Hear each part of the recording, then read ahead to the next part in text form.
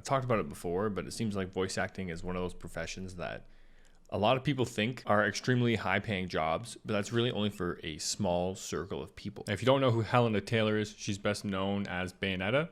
She was Bayonetta, the voice of Bayonetta in Bayonetta 1, Bayonetta 2. She also voices Bayonetta in the Smash games. She also won an award for the best female vocal performance in 2014 for a voice actor for Bayonetta 2. And with all of that under her belt, making Bayonetta completely her character, the offer that they gave her to come back to voice Bayonetta in Bayonetta 3 will disgust you. Hearing the amount is very clear on why she is not returning. We'll just let her talk about it first. Hello, my name's Helena Taylor, and I am the voice of Bayonetta. Bayonetta franchise made an approximated $450 million.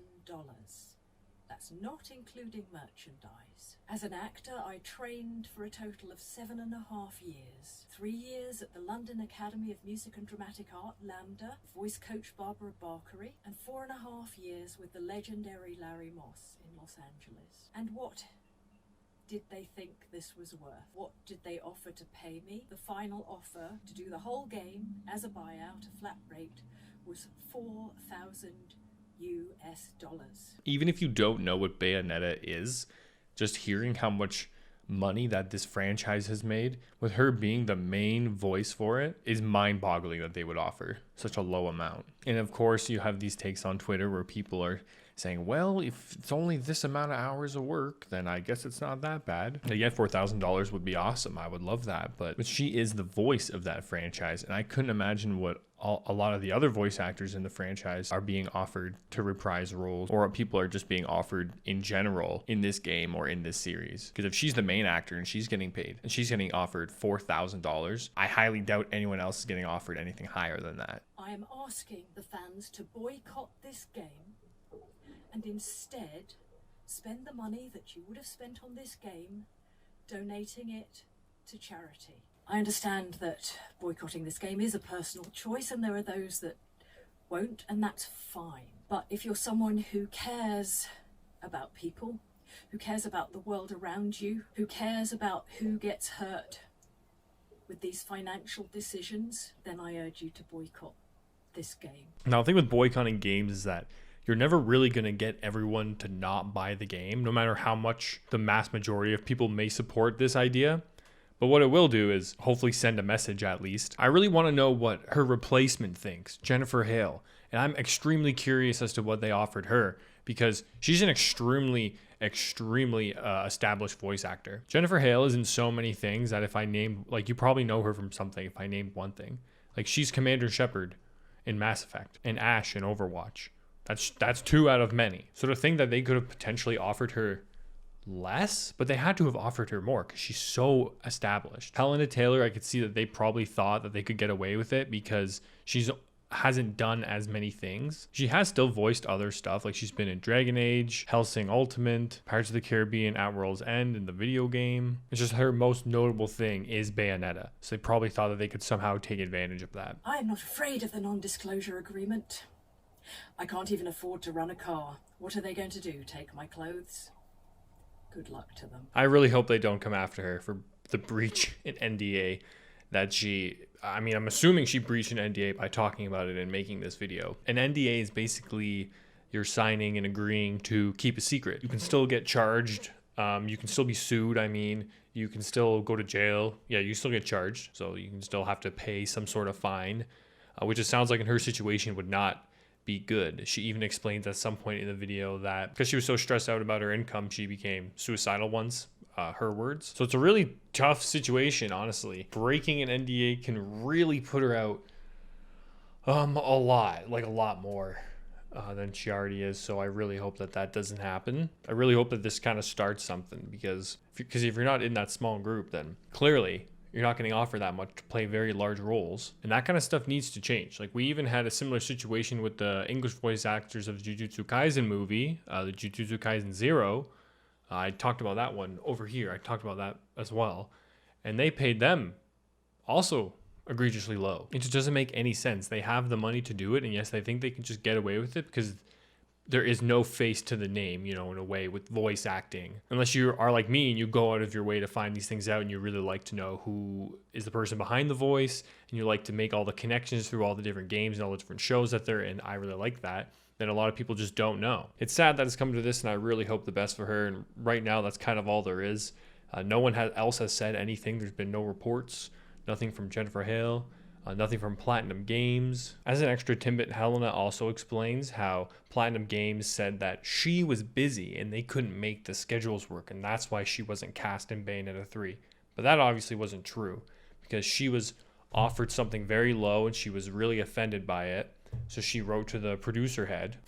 She wrote to Hideki Kamiya, and he offered her the $4,000, saying how grateful they all were for what she's done for Bayonetta as a franchise. It actually seems that Hideki Kamiya, he has responded in a tweet, which I will show on the screen here, sad and deplorable about the attitude of untruth. That's what all I can tell now. By the way, beware of my rules.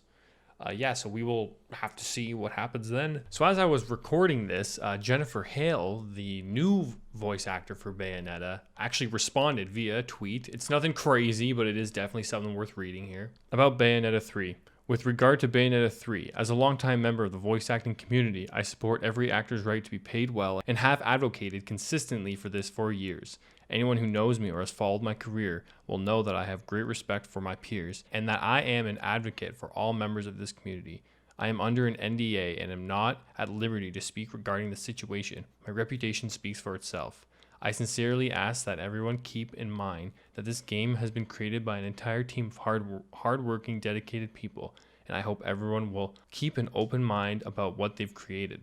Finally, I hope that everyone involved may resolve their differences in an amicable and respectful way. With love and respect to you all, Jennifer Hale. Honestly, a pretty interesting response. I think it's funny that she's put in there that she's under an NDA. I feel like she's taking a little bit of a jab there. And I do kind of find it odd that she does talk about how she's been an advocate for these types of situations. And yet in this situation, it doesn't seem like she's being much of an advocate here. But again, she's under an NDA, so that is kind of all she can say about that. So I guess that is what Jennifer has to say. Oh, wait, no, not done yet. So all these recordings are kind of over a few days. And today, actually 45 minutes ago, an article dropped from Bloomberg.com, which I'm not signing up for, so we're going to have to go through it on Twitter, by Jason Schreier. This is one for the Google Audio. Jason Schreier. And he came out with an article that shows the other side. It goes into a little bit more depth of the back and forth of negotiations. That definitely adds a lot more to the story. So Platinum offered Helena Taylor between 3 and 4K per session for at least 5 sessions, according to 2 people familiar with the deal at the documentation viewed by Bloomberg. In response, the people said Taylor asked for a 6-figure fee and residuals. Negotiations fell apart. So we can just assume 4K for 5 sessions, 20K. So she was offered, instead of it being $4,000, which is what we initially thought it was actually $20,000 for everything, which is still, I think, fairly low, if I'm going to be honest. But that is definitely not $4,000. So it's kind of, I don't know, an odd thing. Helena Taylor denies this account in an email to Bloomberg. She called that version of events an absolute lie and said that Platinum is trying to save their ass in the game. Taylor's video have received more than 9.5 million views on Twitter and had led to a deluge of calls from fans and pundits and to boycott Bayonetta 3. But those accounts and evidence reviewed by Bloomberg make it clear that those videos were not the whole story. Let's see what that video is sitting at right now, actually. Her first video did have a crazy amount of views on it compared to all of the other ones. Yeah, so 9.5 million views, 264,000, 131,000. She even had another one. 361,000. But that first one that does say to boycott them is in the end of the first video. So the first one having the most is kind of the biggest deal. Her videos also led to a barrage of Twitter harassment towards Platinum developers and new Bayonetta actress Jennifer Hale, who put out a statement saying she could not comment and subsequently retweeted retweeted a telling thread just about critical thinking, whatever, blah, blah, blah. We get it. Unlikely the full story will get as much traction or as many eyeballs as the original Twitter video, which in my opinion raises some interesting questions about pleas to emotion and how information is disseminated in the schools, disseminated in the social media age. Yeah, he's not wrong there. It's kind of a fair point. So yeah, there's definitely a lot more to this story. I wonder if there's going to be more updates after this. I'll just have to keep adding. I'm just going to add on to the last video and probably just delete the original one and re-upload this. So if that's the case, thank you for watching again, maybe, and we'll see you in the next one, I guess. Good afternoon, good evening, good night. Peace. Let's rock, baby!